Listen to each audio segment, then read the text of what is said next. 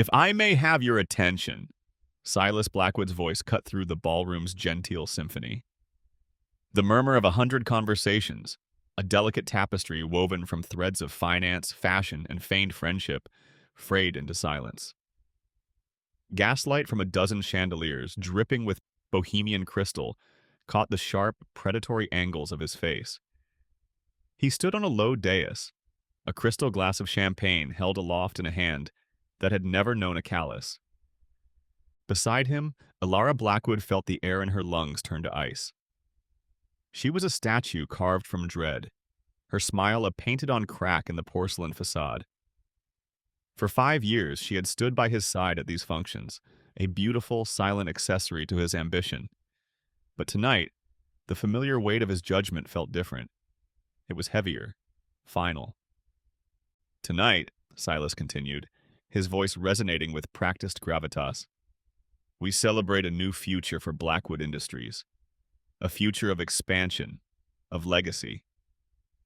He paused, letting his gaze sweep across the sea of expectant faces, the bankers, the politicians, the matriarchs of Philadelphia's old money.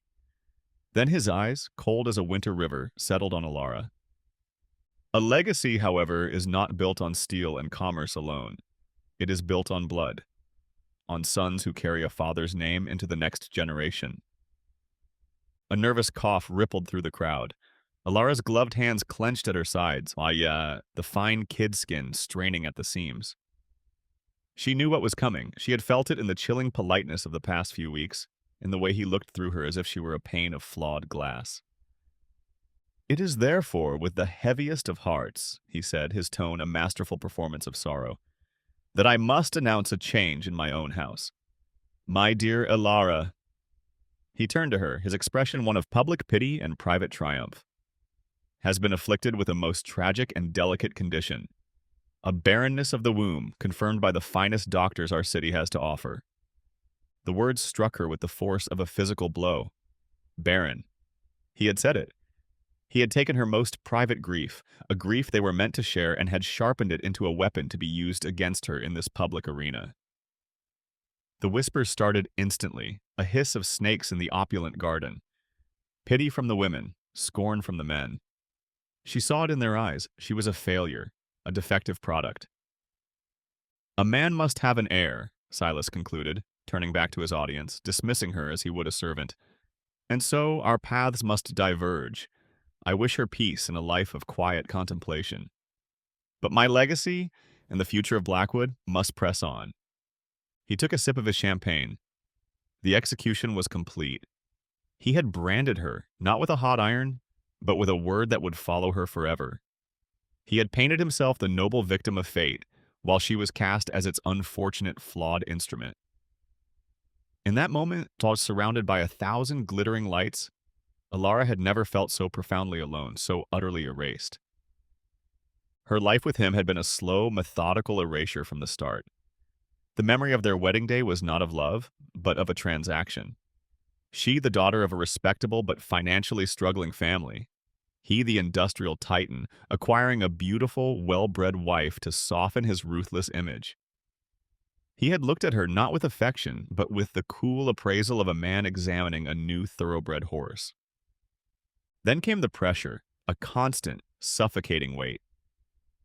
Every month that passed without news of a pregnancy was another mark in his ledger against her. It culminated in a visit to a stuffy, wood-paneled office belonging to Dr. Albright, a man whose medical practice was kept afloat by Blackwood patronage. The doctor, a portly man with shifty eyes that refused to meet hers, had mumbled platitudes about the mysteries of the female body before delivering the verdict. I'm afraid, Mrs. Blackwood, it appears you are unable to conceive. Silas, sitting beside her, had not offered a hand to hold or a word of comfort.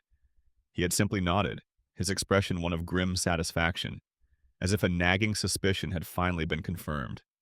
He had a reason now, a justification. Her passions were dismissed with the same casual cruelty. She had found solace in a small conservatory at the back of the estate, a world of green and living things where she cultivated not just ornamental flowers, but medicinal herbs passed down from her grandmother. Chamomile, lavender, echinacea. She understood their properties, the quiet magic they held.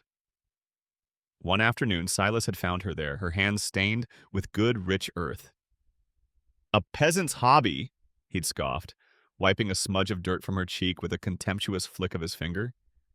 "Your duty, Alara, is to cultivate a Blackwood heir, not weeds." Dinners were silent, tense affairs across a vast expanse of polished mahogany, where the only sounds were the clinking of silver and his litany of critiques. Her dress was too plain. Her conversation was insipid. Her posture was lacking. She had slowly, imperceptibly, folded herself into a smaller and smaller shape, trying to avoid his notice, to avoid his displeasure. Now, standing on the dais, the public humiliation was the final brutal stroke. After the crowd dispersed, whispering her name like a curse, he summoned her to his private study. The room, like him, was cold, dark, and imposing, smelling of old leather and dominance. He didn't ask her to sit. "You will be gone by morning," he said, his voice devoid of all emotion. He slid a thin envelope across the polished surface of his desk. "There is a modest severance, enough to ensure you do not starve immediately. It is more than you deserve." Beside it, he placed a single train ticket. "This will take you west, to the territories, a place where a woman of your status might blend in with the other refuse." He leaned back in his leather chair, a king banishing a courtier. "You will, of course, cease using the Blackwood name. It is no longer yours to bear. You are Alara Vance again, and if I ever hear that you have brought a whisper of embarrassment upon me or my name, I will find you, and I will utterly destroy what little life you have managed to build. Am I understood?" Something inside Alara, a part of her she thought had long since withered and died, stirred. A tiny, hot ember of defiance in the frozen landscape of her soul. She would not cry, she would not beg, she would not give him the satisfaction of her tears. She lifted her chin, her gaze meeting his for the first time that night, without fear. "Thank you," she said, her voice quiet but steady. The simple words, devoid of the hysteria he expected, seemed to unnerve him more than any outburst could have. He frowned, momentarily thrown. She picked up the envelope and the ticket, her movements deliberate. She did not look back as she walked out of the study, out of the ballroom, and out of the gilded cage she had called a life. The next day, sitting on a hard wooden bench in a crowded, soot-stained train car, she watched the grand edifices of Philadelphia recede into the haze. She was no longer Mrs. Blackwood. She was Alara Vance.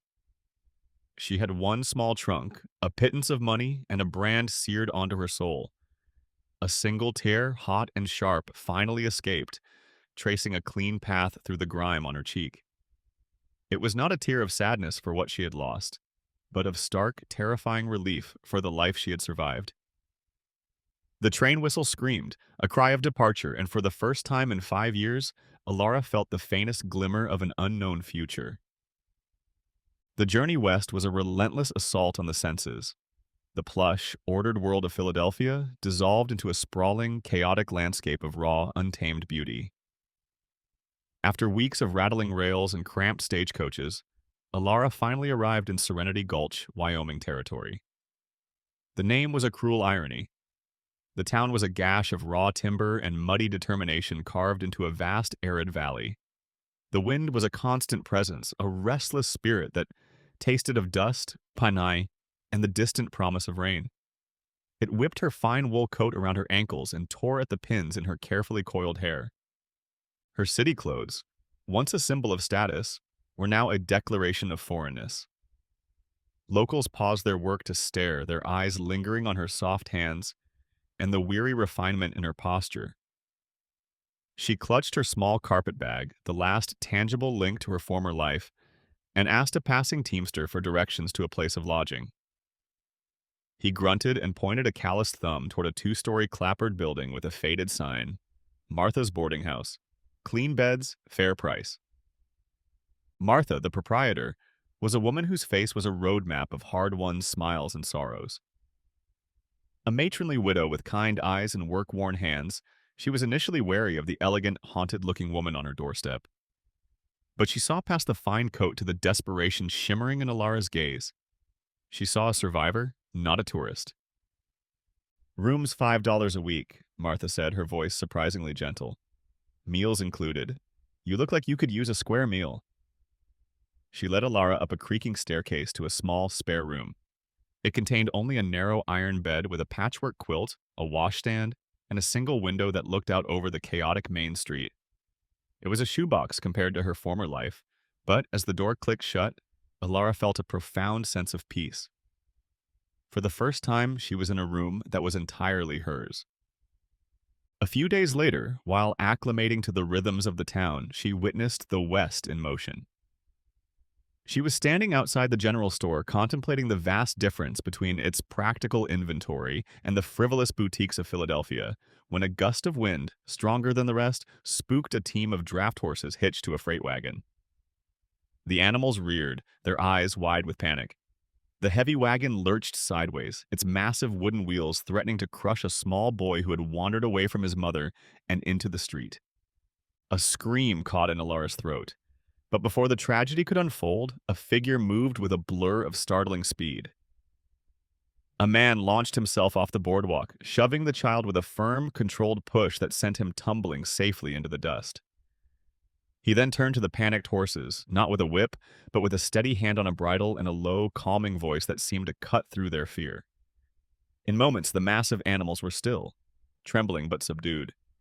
The man was dusty, his face weathered by sun and wind, his clothes practical and worn. He was Jedediah Stone. Alara, her heart pounding, rushed over as the boy's grateful mother scooped him up. Alara's eyes met Jed's. He gave her a curt, perfunctory nod, his focus already returning to checking the wagon's harnesses. He wasn't unfriendly, just economical with his attention. He was a man of action, not pronouncements, of quiet competence, not performative authority. The contrast with Silas was so stark it left her breathless. Alara's meager funds were a constant worry, a dwindling hourglass reminding her that her sanctuary was fragile. Her skills in embroidery, piano, and French were as useless here as a silk fan in a blizzard. She needed to work. The opportunity came from an unexpected place. She was in the general store when she noticed the owner, an elderly, pragmatic man named Samuel, trying to tend to a nasty gash on his forearm.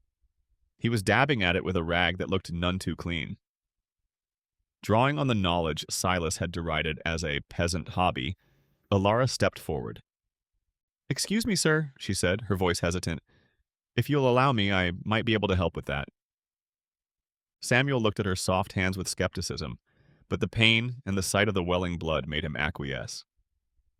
Alara scanned the ground just outside the store and quickly identified a broadleaf plantain weed growing in a patch of stubborn green. She plucked a few leaves, chewed them into a crude poultice, a common frontier remedy she'd read about and her grandmother had taught her, and gently applied it to the wound. Securing it with a clean strip of cotton cloth she purchased from his own shelf. The next day, Samuel's arm was not festering. It was healing, the inflammation visibly reduced. He looked at her with new respect. "Where'd a lady like you learn a trick like that?" he'd asked, genuinely curious. "An old family habit," she'd replied simply. He offered her a job. Not just stocking shelves, but managing his chaotic ledger and, more importantly, setting up a small corner for what he called her potions. She began creating salves for cracked hands, tinctures for coughs, and teas to calm frayed nerves. The women of Serenity Gulch, initially hesitant, soon found her remedies effective. For the first time since she'd arrived, Alara felt a sense of purpose. Her passion, once dismissed, was now her key to survival. The fragile peace of the valley was shattered by the arrival of Cortland Hatcher. He and his half-dozen men rode into town not like cowboys, but like an occupying force. They were clean-shaven, wore matching gun belts, and moved with an air of arrogant ownership. Cort himself was handsome in a cruel, predatory way, his smile never reaching his cold, calculating eyes. He strode into the general store as if he owned it, slapping his riding gloves against his thigh. He unrolled a scroll of paper and tacked it to the wall. "As of today," he announced to the silent store, "the Blackwood Land and Cattle Company, having legally purchased the Northern Range, now controls the primary water rights to Serenity Creek." His gaze swept over the stunned faces of the ranchers who had gathered. "A water tax will be levied for every head of cattle, payable weekly, to me. Jed Stone was there, his face hardening into a granite mask.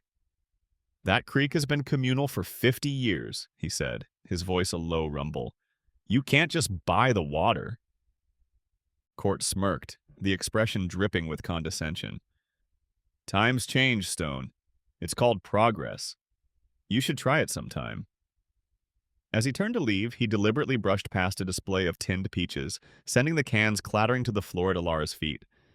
It was a petty, deliberate act of dominance, forcing her to kneel and clean up his mess. Jed's jaw tightened, a muscle jumping in his cheek, but he held his ground. A fight here now would solve nothing. The injustice, however, was a poison seeping into the town's well. It was legal, it was official, and it was utterly, infuriatingly wrong. In the weeks that followed, Court's squeeze tightened. His men patrolled the creek, a constant, menacing presence. They would impound any cattle that strayed onto what was now Blackwood land, charging an exorbitant fee for their return. A cloud of anxiety settled over the valley. It was in the shadow of the shared adversity that Alara and Jed's bond grew. His visits to the store became more frequent. He'd linger, asking about her herbs, showing a genuine curiosity that she found disarming. He spoke of the different grasses on the range, the way the seasons changed the land, and she, in turn, told him about the properties of yarrow to stop bleeding or willow bark for pain. Seeing his small herd suffering from the poor access to water, she prepared a special supplement, a block of salt mixed with dried herbs and minerals to keep them healthy. He accepted it with a quiet, heartfelt, much obliged. That meant more to her than any of Silas's flowery, empty compliments.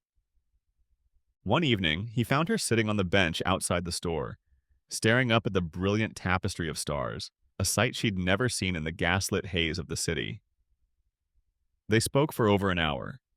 She told him of a difficult past in a city that valued appearances over substance.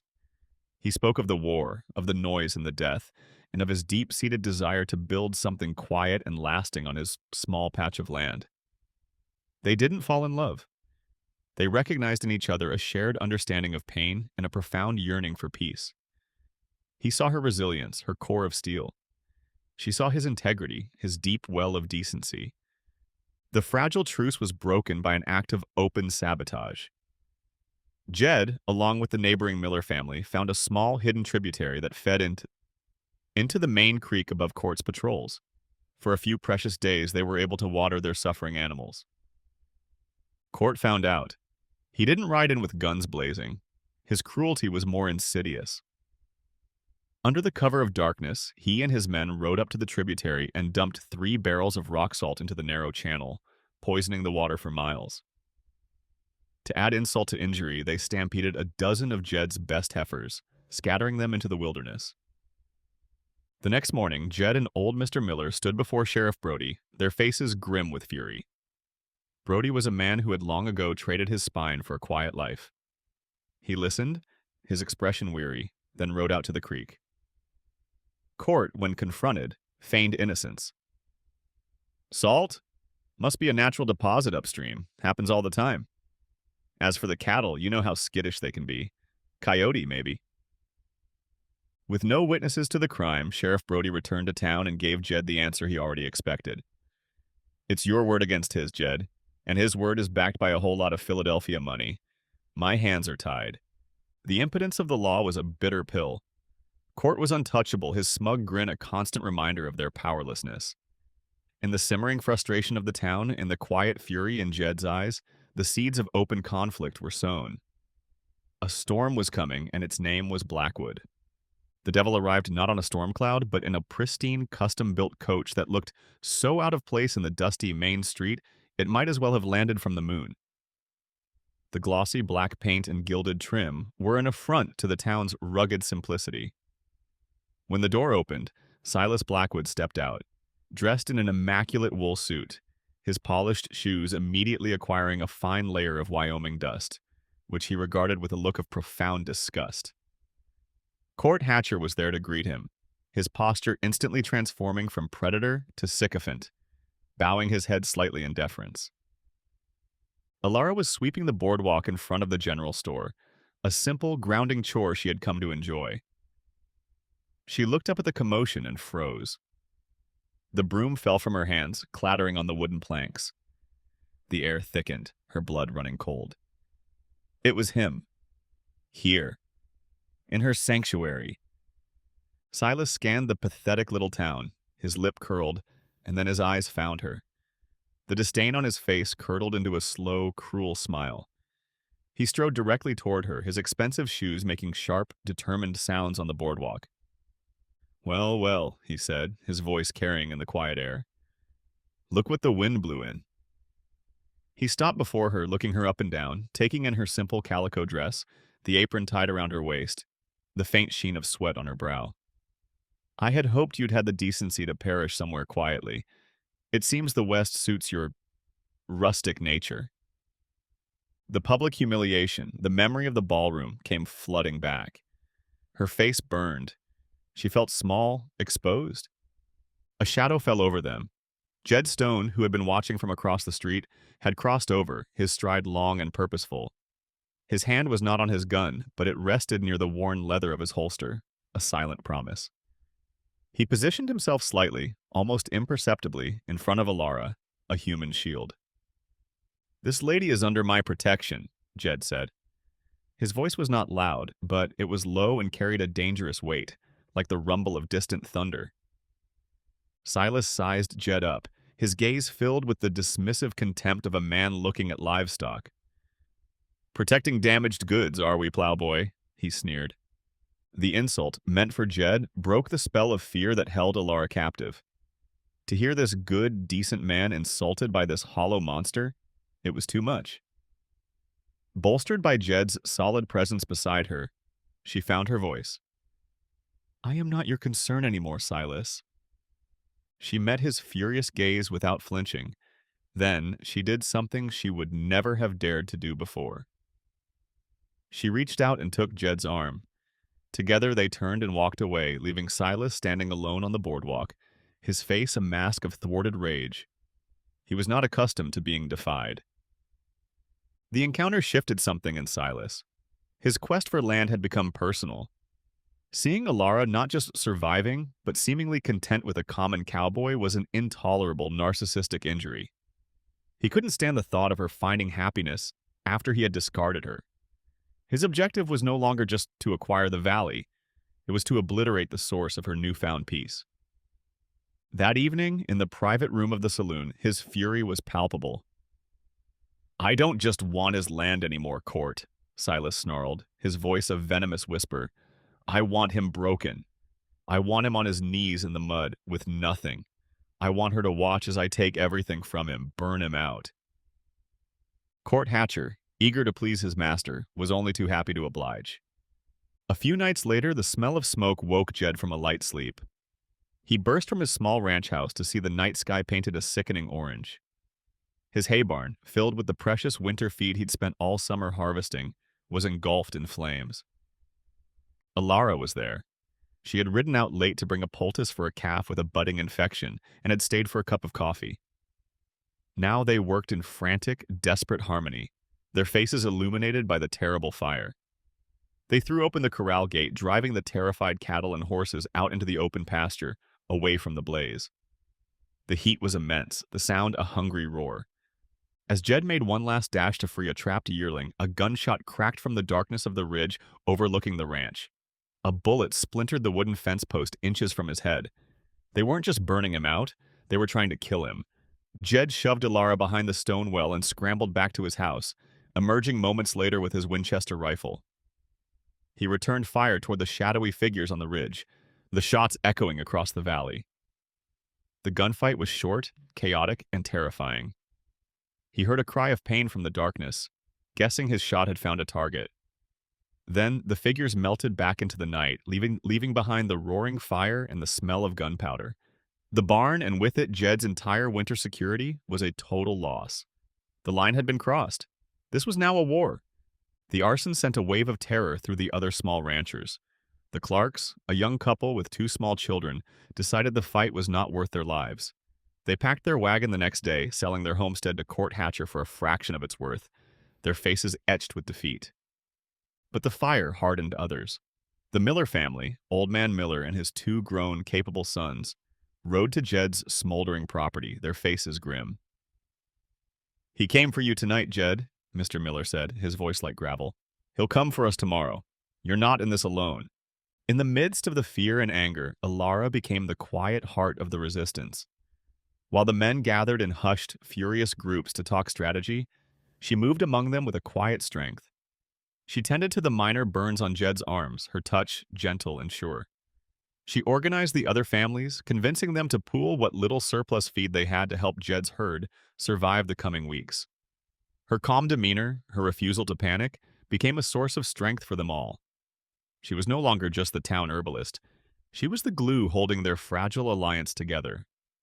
Worried about Silas's next move, Alara felt a desperate need to act. She couldn't just wait for the next attack. Knowing Silas and Court often held their meetings in the back room of the saloon late at night, she devised a plan. On the pretense of delivering a specially brewed headache tonic to the overworked bartender, she slipped into the saloon.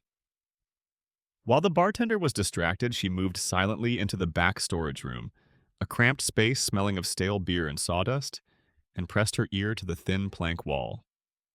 Their voices were low, but their words were clear, and they chilled her to the bone. Silas was impatient. He was tired of this war of attrition. He wanted the valley, and he wanted it now. "The storm is predicted for tomorrow night," Court said. "It'll be the perfect cover." "Explain the plan again," Silas commanded, his voice sharp. "Simple," Court replied, a smug confidence in his tone. "We have a crate of dynamite from the mining operation. We ride up to the choke, that narrow canyon pass upstream. We plant the charges at the base of the western wall. When they blow, the whole cliff face will come down. It'll dam the creek completely." Alara's breath caught in her throat. "The backed-up water will have nowhere to go," Court continued. "The basin behind the new dam will fill in hours. Then it'll spill over, a flash flood. It'll tear through this whole lower valley. Stone's Ranch will be the first to go. Miller's place, too. It'll probably wash out half the town. By the time the storm passes, it'll look like an act of God." Silas chuckled, a dry, rasping sound. "And in the aftermath of such a terrible natural disaster, the survivors will be begging me to take their ruined, worthless land off their hands for pennies on the dollar. It's perfect. Sheer poetry. And she'll get to see her precious cowboy's dream washed away in a tide of mud." Alara leaned against the wall, her hand covering her mouth to stifle a cry.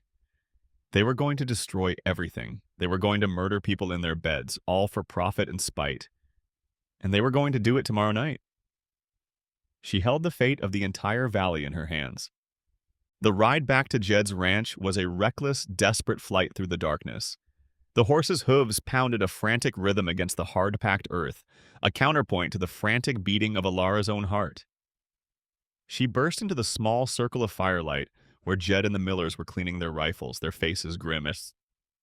"They're going to flood the valley!" she gasped, stumbling from her horse, the words tumbling out in a torrent.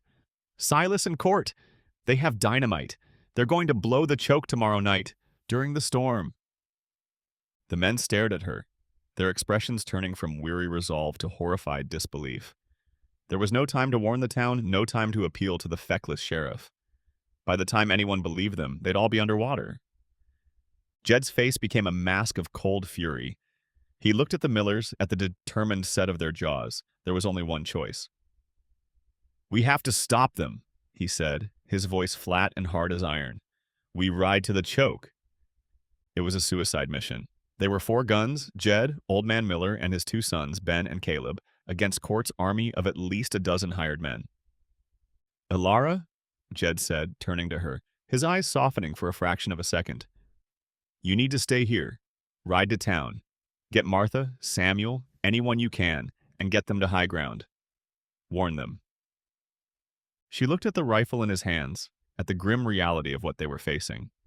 The woman she had been in Philadelphia would have obeyed, would have fled.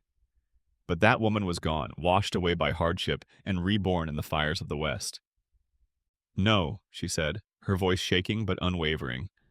"You'll be outnumbered. There will be injuries. You are going to need a medic more than the town will need a warning they won't have time to heed. I'm not the woman I was, Jed. I don't run anymore." He searched her eyes and saw not fear, but a steel resolve that matched his own. He knew she was right. He nodded slowly, then wordlessly handed her a spare rifle and a cartridge belt. Her acceptance of the weapon was her final transformation. She was no longer a victim, she was a combatant. The storm broke as they rode, a biblical deluge that turned the world to a gray, roaring chaos. Rain fell in blinding sheets, and thunder cracked overhead like celestial artillery. They pushed their horses up the treacherous, rocky trail leading into the canyon, lightning flashes offering brief, stark glimpses of the path ahead. The trail became a slick, churning river of mud, threatening to send them and their mounts plunging into the darkness below. Above the roar of the storm, they could just make out the sounds of Court's larger party ahead of them, their grim work already underway. They reached the ridge overlooking the choke and peered down. It was a narrow pass with sheer rock walls on either side. Below, illuminated by the bobbing, ghostly light of several lanterns, Court's men worked frantically, drilling holes and setting the dynamite charges into the base of the canyon wall. Jed gave the signal. Using the storm as their cover, they opened fire. The crack of their 4 Winchesters was swallowed by a clap of thunder, but the results were immediate. One of Court's men, standing sentinel, crumpled to the ground. Another cried out, dropping his lantern, which sputtered and died in the mud. Chaos erupted below. A brutal, desperate firefight began. Muzzle flashes were the only consistent light, strobing bursts that illuminated the frantic, deadly dance among the rocks. Bullets whined and ricocheted, chipping stone inches from their faces. The air grew thick with the acrid smell of gunpowder and rain. Old Man Miller grunted, slumping against a boulder, his hand pressed to his thigh where a dark stain was already spreading. "I'm hit!" Without a second's hesitation, Alara scrambled to his side, ignoring Jed's shouted warning. Bullets zipped past her head as Ben Miller laid down a furious covering fire. She ripped open Miller's pant leg, her hands moving with a surgeon's focus. The wound was bad, but the bullet had passed through. Using her pre-prepared bandages and her knowledge of pressure points, she worked to staunch the bleeding, her face a mask of intense concentration. She was no longer just a participant. She was essential. Down below, Court Hatcher, seeing his plan unraveling, grabbed a lit torch and ran for the main fuse himself. "No!" Jed roared. He vaulted over the rocks, sliding down the muddy embankment in a controlled fall, and slammed into Court with the force of a runaway train. It wasn't a clean duel. It was a primitive brawl in the mud and the rain. They slipped and scrambled, trading brutal, punishing blows. Court was bigger, his fists like hammers, but Jed was fueled by a righteous fury, quicker and more relentless. The fight spilled perilously close to the crate of live dynamite. Jed ducked under a wild swing, drove his shoulder into Court's gut, and as the larger man gasped for air, Jed brought the butt of his pistol down hard on the side of his head. Court crumpled, unconscious. Jed lunged for the sputtering fuse and crushed it out in the mud just seconds before it reached the charges. With Court captured and their numbers decimated, the remaining Blackwood gunslingers broke and fled, racing back toward the relative safety of Serenity Gulch. Jed, his face bruised and bleeding, helped the Miller boys get their father onto a horse. Their small, battered group pursued the fleeing gunmen, the chase continuing all the way back to the town. The gunfight spilled into the muddy main street. Townspeople, roused from their beds by the continuous gunfire, peered from their windows. And then, something shifted. The door to the sheriff's office burst open, and Sheriff Brody emerged, a double-barreled shotgun held firmly in his hands. The sight of open warfare in his town, the realization of how close they had all come to annihilation, had finally shamed him into action. "That's enough!" he bellowed, his voice cracking with a resolve no one had heard in years. He fired a blast into the air. Other doors opened. Samuel appeared with an old buffalo gun. More ranchers, hearing the commotion, joined the fray. The tide had turned. The last of Court's men, seeing themselves surrounded, threw down their weapons in surrender. The saloon doors swung open and Silas Blackwood stepped out, his face a mask of utter disbelief. He saw his hired army defeated, his grand plan in ruins. His furious gaze swept the street and landed on Alara. She was standing beside Jed, her dress torn and muddy, her face streaked with grime, a rifle held loosely in her hands. She looked like a Valkyrie, born of the storm. He fell back on his only remaining weapon, his words, his poison. "You!" he shrieked, his voice cracking with rage. "This is all your fault! You wretched Barren thing!" The word, once so devastating, was now hollow, meaningless. It glanced off the armor of her new self. Alara's voice, when she spoke, was not loud, but it was clear, and it cut through the lingering storm. "That word has no power over me anymore, Silas," she said. "Nothing you have has any power here. Look around you. Your money couldn't buy loyalty. Your threats couldn't break their spirit. You are nothing but a hollow man in a fancy suit, and your shadow will never touch this valley again."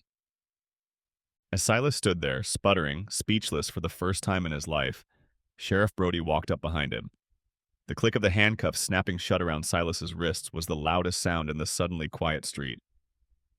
"Silas Blackwood," Brody said, his voice heavy with the weight of his restored duty. "You are under arrest, for conspiracy, for attempted murder, and for every other damn thing I can think of." The great industrialist, the man who bent the world to his will, simply sagged, defeated, his empire of intimidation having crumbled into the Wyoming mud. The morning after the storm was glorious. The sun rose into a sky scrubbed clean by the rain, casting long, peaceful shadows across the valley. Serenity Gulch was a mess of mud and debris, but the atmosphere was not one of despair, but of weary, triumphant unity. Neighbors were helping neighbors clear the street, their voices and laughter echoing in the clean air. In the general store, Alara had established a makeshift infirmary. She moved from cot to cot, tending to the injured with a gentle, confident touch. Old Man Miller was resting comfortably, his leg bandaged and splinted. A few other men had minor wounds, but thanks to their stand, no one had been killed. Silas Blackwood and Court Hatcher were securely locked in the town's 2 cells, their arrogant silence a testament to their fall, awaiting the arrival of the federal marshal. Jed, his arm in a sling where a bullet had grazed him, found Alara pressing a cool cloth to a young man's fevered brow. He waited until she was finished. Their eyes met across the crowded room, and in that single look, an entire saga was exchanged. The fear, the fight, the victory. He walked her outside into the warm sunlight. "I guess you found something worth staying for," he said, his voice soft. She looked at the bustling street, at the faces of the people she had fought alongside, and then back at him. "I found someone worth fighting for," she replied. He reached out with his good hand and gently touched her cheek, his thumb brushing away a smudge of dirt. And there, on the boardwalk of the town they had saved together, they shared their first true kiss. It wasn't a kiss of frantic passion, but of deep, profound homecoming. It was a promise of foundations being laid, of a future to be built. The months that followed were a time of healing and rebirth. The town, forged into a true community by the crisis, rebuilt with a shared sense of purpose. A new, earnest young sheriff was elected, and Sheriff Brody retired with a measure of his dignity restored. The Blackwood Land and Cattle Company's fraudulent claims were nullified by the territorial government, and the land and water rights were formally returned to the people of the valley. Jed's ranch, with the help of the new ranchers' cooperative, began to thrive. Alara's apothecary became a town fixture, a place of healing and quiet counsel. Her small room at the boarding house was replaced by a home, Jed's ranch house, which they slowly filled with warmth, laughter, and the quiet comfort of their deepening love. They worked side by side, mending fences, tending to the herd, and building a life grounded not in wealth or status, but in mutual respect and shared labor. About a year after the showdown, a subtle disquiet began to trouble Alara. A persistent fatigue settled into her bones, and mornings were often accompanied by a wave of nausea. She feared the worst, that in tending to the sick she had contracted a lingering illness. The town had a new doctor now, a young, properly trained man from back east who had replaced the old sawbones. With a knot of anxiety in her stomach, Alara finally worked up the nerve to see him. Dr. Adams was kind and thorough. He listened patiently to her symptoms, took her pulse, and asked a series of gentle questions. He had her lie down on the examination table, his hands pressing lightly on her abdomen. He grew very still. He listened again with his stethoscope, a slow, wondrous smile spreading across his face. "Mrs. Vance," he said, his eyes twinkling, Or perhaps I should be calling you Mrs. Stone by now. Alara managed a weak smile. We haven't made it official. Jed says we're already married in the eyes of God and the cattle. The doctor chuckled. Well, Mrs. Stone, you are not sick. Far from it. In fact, you are in perfect health. He leaned forward, his voice dropping conspiratorially. And you are also, by my estimation, about 3 months pregnant. The word hung in the air, a note of impossible music. Pregnant. It didn't compute. The brand Silas had seared into her soul. The medical decree, the 5 years of shame, barren. She stared at the doctor, speechless. It's not an uncommon mistake, you know, Dr. Adams said gently, misinterpreting her shock. Especially with the old-timers, but I assure you there's no mistake now. There's a strong, steady heartbeat in there besides your own. A lie. It had all been a lie. It wasn't a mistake. It was a deliberate cruelty, a knife twisted by Silas to give him the justification he needed. All the pain, all the shame, all the years. She had believed she was broken. It was all built on the foundation of his casual, monstrous deception. She walked out of the doctor's office in a daze, her hand resting protectively over her lower abdomen. She found Jed by the corral, his back to her, working to gentle a young, spirited colt. His movements were patient, firm, and kind. Everything Silas was not. Jed, she said, her voice barely a whisper. He turned, and the concern on his face was immediate. Alara, what is it? What did the doc say? Are you all right? She couldn't form the words. The joy and the grief and the sheer, overwhelming vindication were all tangled up inside her. Instead, she walked to him, took his large, calloused, capable hand and placed it flat against her belly. He looked down at their hands, then up at her face, his expression one of loving confusion. He saw the tears welling in her eyes, but he also saw the radiant, trembling smile on her lips. And then, understanding dawned. His eyes widened, his jaw went slack. A slow, incredulous grin spread across his sun-beaten face, a sunrise of pure, unadulterated joy. Alara? He breathed, his voice thick with emotion. She just nodded, laughing through her tears. He let out a whoop of pure happiness that startled the colt. He swept her up in his arms, lifting her off the ground and spinning her around, his laughter echoing across the valley. It was the sound of a dream he never dared to have coming true. He set her down gently, his hands framing her face, his forehead resting against hers.